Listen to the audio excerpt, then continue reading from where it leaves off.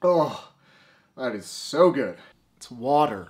Cycling and caffeine are more closely intertwined than dirty hipsters, generic indie music, and Polaroid photos, although bikes and caffeine can also fall under this category. But 2 years ago, I quit drinking caffeine and it completely changed my life to the point that I will never drink caffeine habitually for the rest of my life. Speaking of things that changed my life, this video is sponsored by Wabi cycles. Wabi's bikes are so fun and fill me up with so much energy that I don't need caffeine to just get me through the day after I ride my Wabi. And if you're looking to change your life for the better, be sure to check out Wabi cycles because these bikes can legitimately last you the rest of your life. That's what the good steel does. And if you're looking to get on their top tier Wabi Lightning that's made out of Columbus spare tubing, which is some of the lightest steel that money can buy, you're in luck because they currently have them in stock. Or if you're looking for the most popular model, the Wabi Classic, that's slated to be in late March to early April.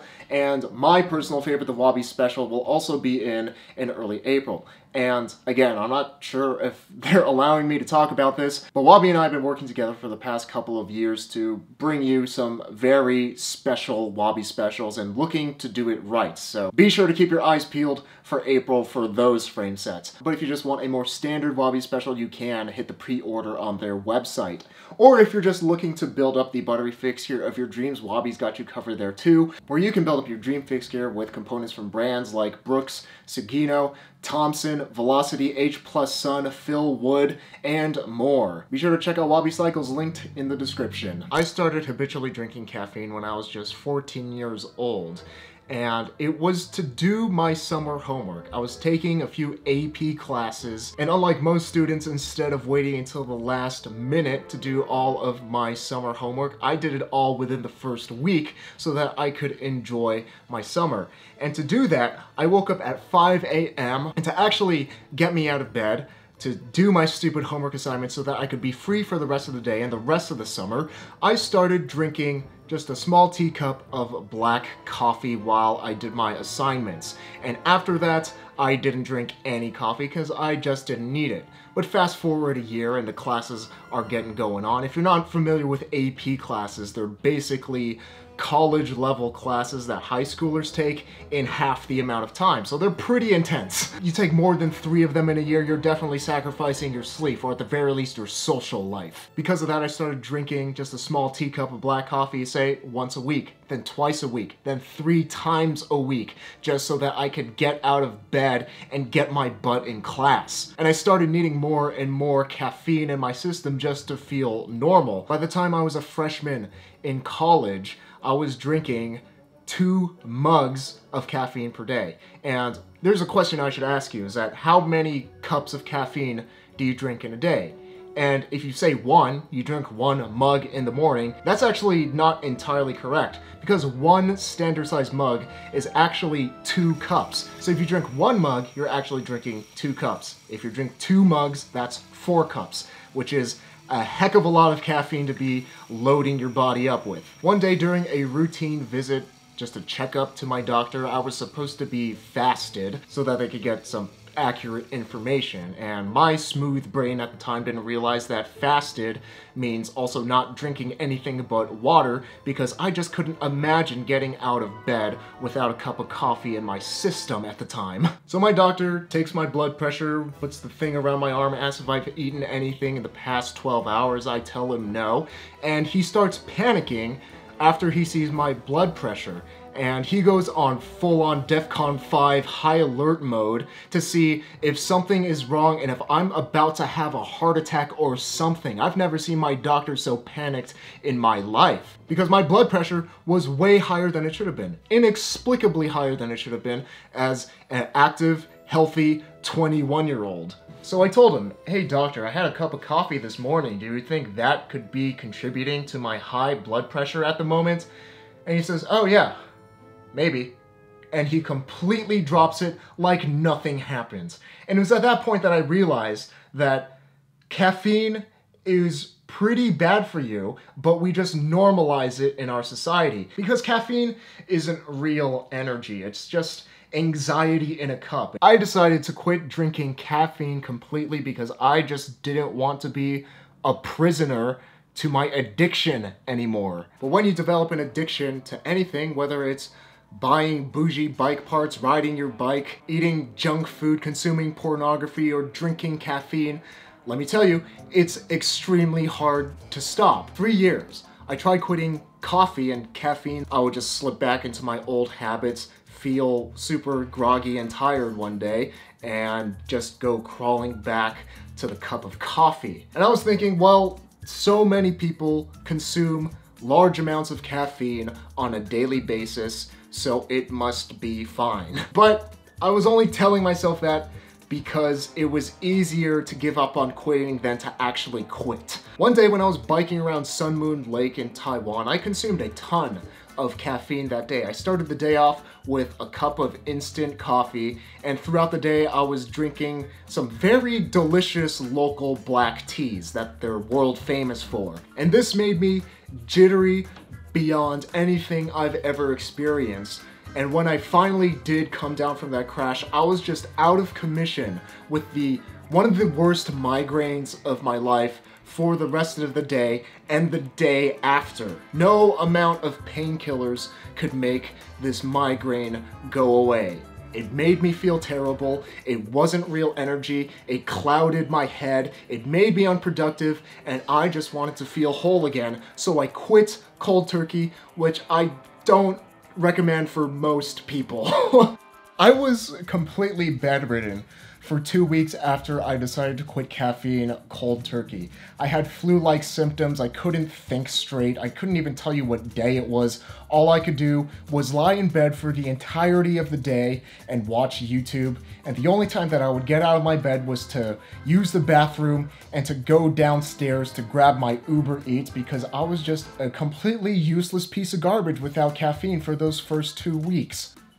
But after those 2 weeks, I started to get my energy back. And after a month, I really started to see the benefits of quitting caffeine. I just had more energy throughout the day. I was able to think more clearly, come up with more creative ideas, and make videos more effortlessly, talk to people more effortlessly, and just ride my bike. And I just felt completely clear-headed and in the moment after quitting caffeine for a month. And I know that sounds ridiculous, but that's actually what my experience was. And on top of that, I also experienced some benefits that I didn't expect. I realized that caffeine was a crutch for my bad habits. I don't have that crutch anymore. I have to have good habits. I have to eat well. I have to exercise.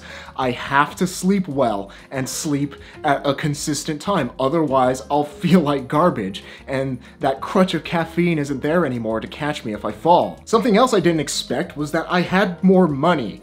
I got most of my caffeine from going to cafes, which is incredibly expensive. It's like $3 when you go, but if it's something that you do every day or nearly every day, it adds up really quickly. The average American spends $1,100 on caffeine every year. If you quit caffeine for a year, you save enough money to buy a complete stock Wabi special. Quitting caffeine has literally made me richer in my quality of life and my quantity of money. Because I ride my bike a lot and I do calisthenic workouts between 3 to 5 times a week, a lot of times I have muscle aches, and that was just something that I assumed came with the active lifestyle, but that's not even necessarily the case.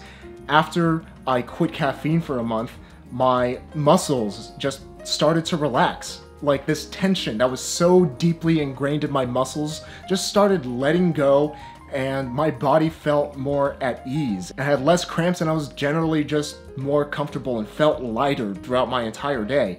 On top of that, my migraines decreased from once a month to once a year. And I also just feel less anxious about my life and the future and all these things that people tend to fall down that negative spiral thinking about. Without a doubt, quitting caffeine is one of the most positive, impactful things that I've done in my life.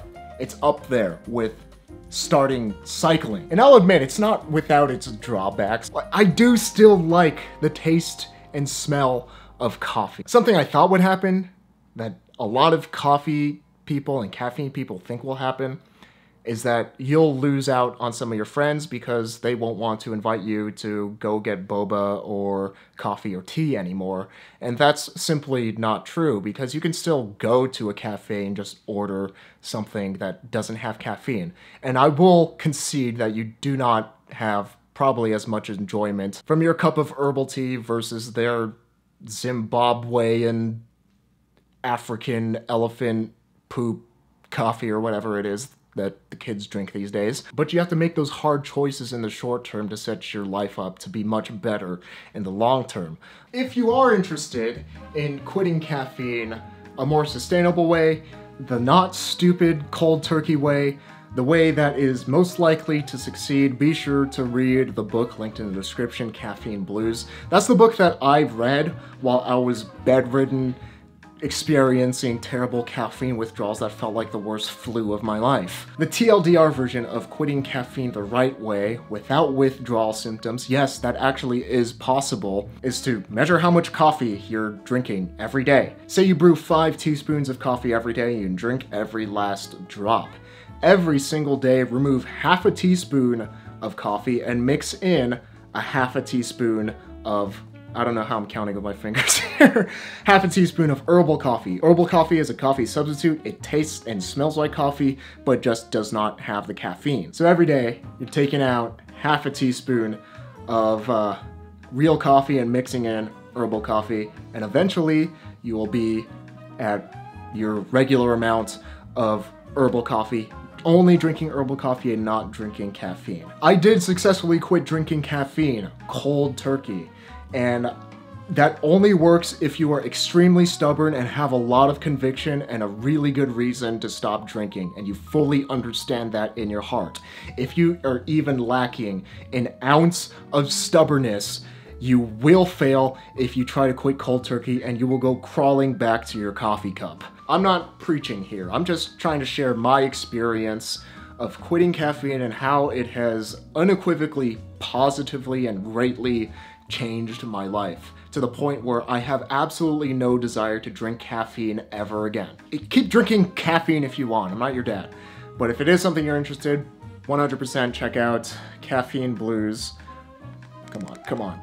Caffeine Blues by Stephen Chernishi, linked in the description. And Fixie famous shoutouts to Brent David, Zane Kolnik, Brandon Black, Julian Corona, Mario Perez, Gio Dezera, Scott Palangi, and David K for helping to make these fix gear and apparently nutrition kind of videos possible through their support on Patreon. And remember that life is short, but don't make it shorter, so be sure to ride your bike every day to be reasonably dangerous, even if it is not to a cafe and just to a park to like enjoy some trees and birds and dogs.